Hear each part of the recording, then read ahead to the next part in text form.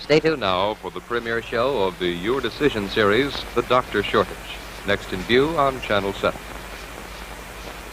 The deepest, densest jungle ride in the world is in captivity at Glen Echo. For laughs and thrills a minute, see the next chance you come out to Glen Echo Amusement Park. Channel 7, Washington.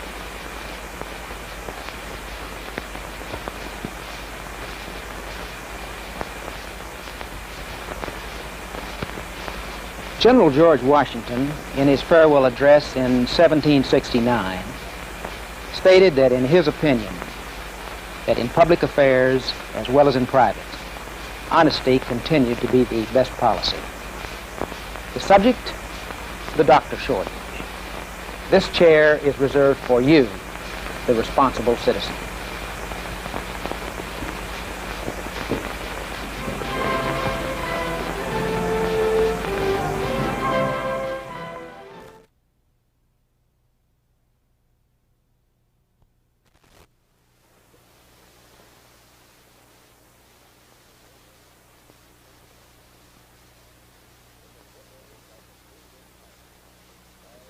In the foothills of the Blue Ridge Mountains lies a secluded valley.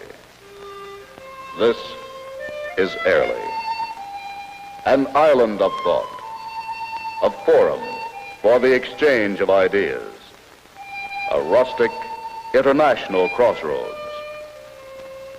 To this cultural island come many people from all walks of life and from all countries of the world to think, to exchange ideas, and to investigate the problems which affect us all. Scientists come to report on their research and to learn about the findings of others. Men charged with the responsibilities of government, educators, diplomats, journalists, students, clergymen, and artists work here.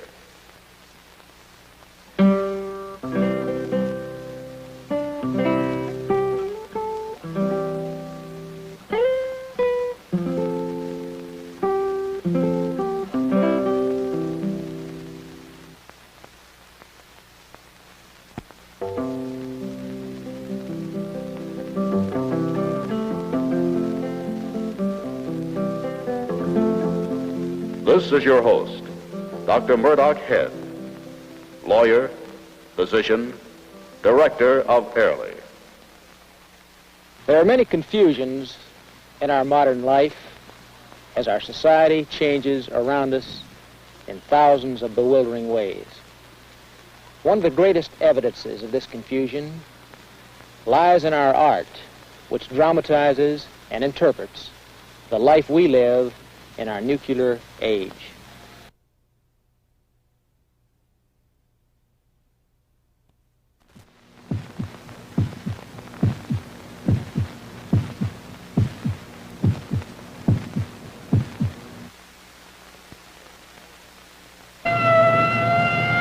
This is a report on the human heart. Heart attacks are the greatest assassins of middle-aged American men.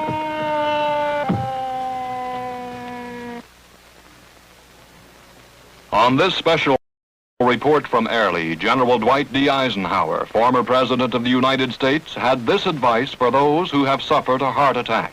As one who has had a heart attack, lived through it, and gone back to work afterward, I am quite sure that the first thing that a heart patient should remember that he's doing himself no favor by going to bed and pretending to be an invalid.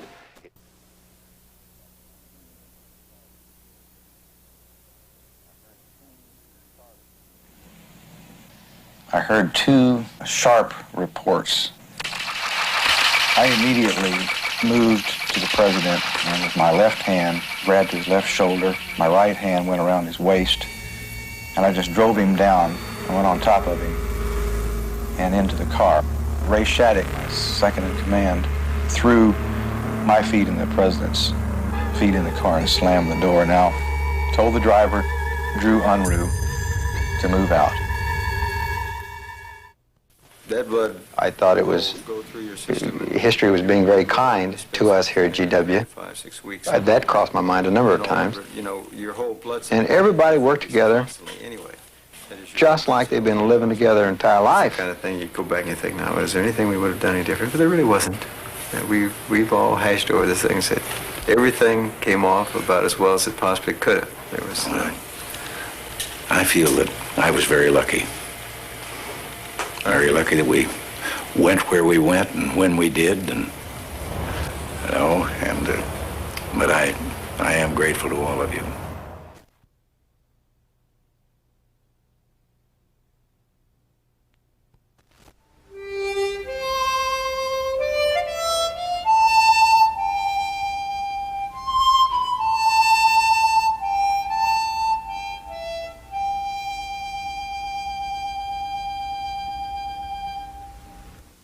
So that what we want to do here is to establish a think tank in which we will be able to discuss and evaluate the trends in this whole industry, which is what it is. There's an important bridge to be built and crossed in this area of communication between the scientists and the people who are interested in preventive medicine. Now, we see now, one is the economics of the subject. Two is the role of women, particularly the corporate woman.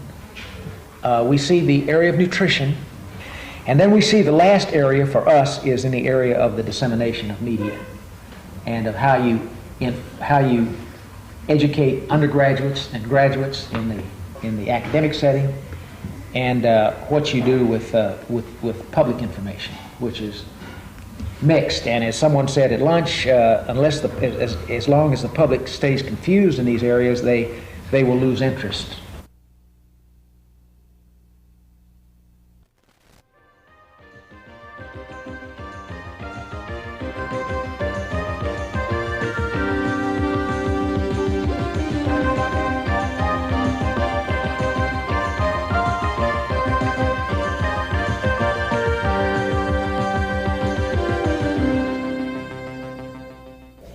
The thing about answers, I'm up here today giving you a lot of answers.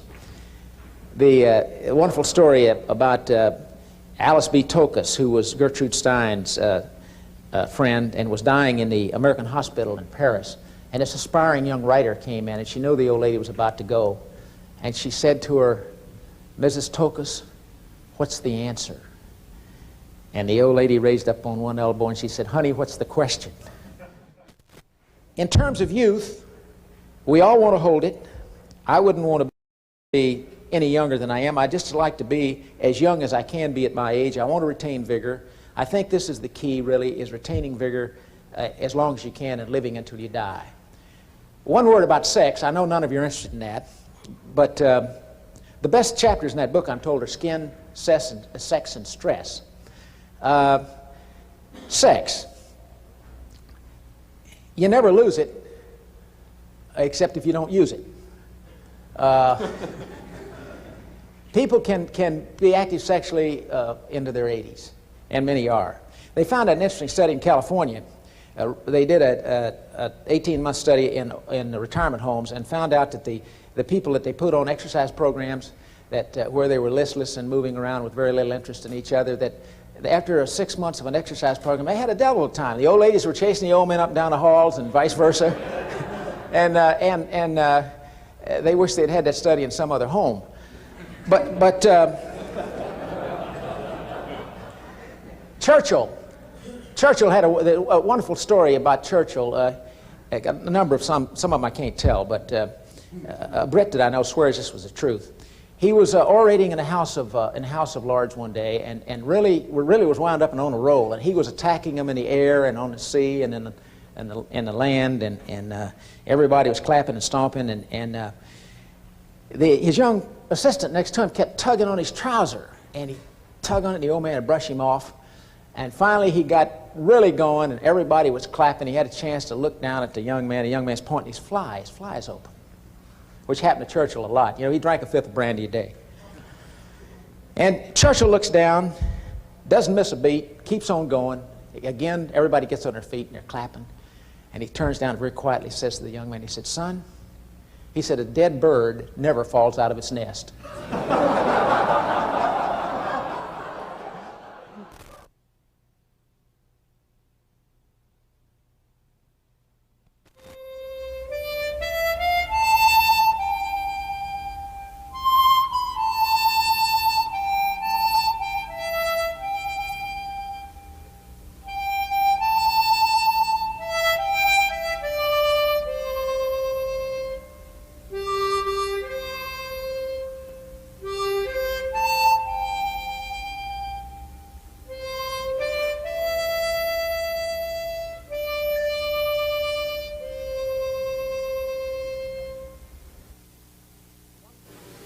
If you can make one pile of all your winnings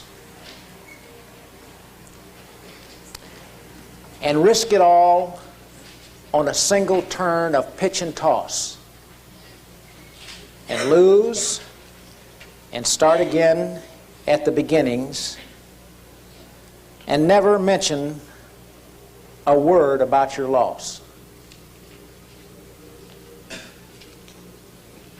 If you can will your heart, your nerve, and your sinew to serve you one more turn when nothing is left in you, except the will which says to them, hold on. It is very, very important that you remember that mental health and your attitude is as important as anything else that you have. If you can talk with crowds and not lose your virtue, if you can walk with kings nor lose the common touch, if neither foes nor loving friends can hurt you, and yet all men count with you, but none too much. If you can fill the unforgiving minute with 60 seconds of distance run, then yours is the world and all that's in it, and what's more, you'll be a man, my son. Let me close with another bit of poetry, and this has to do with youth and the way I view it.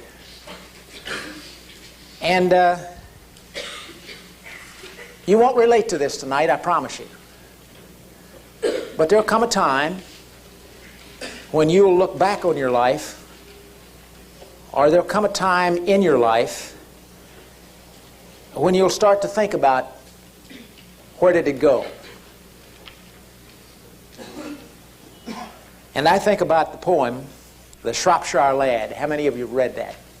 Houseman's Shropshire Lad. Into my heart an air that kills, from yon far country blows. What are those blue remembered hills? What spires? What churches are those?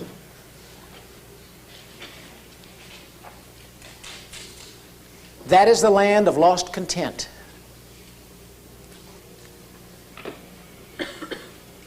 I can see it plain. Those happy highways where I went and can never come again. Thank you very much.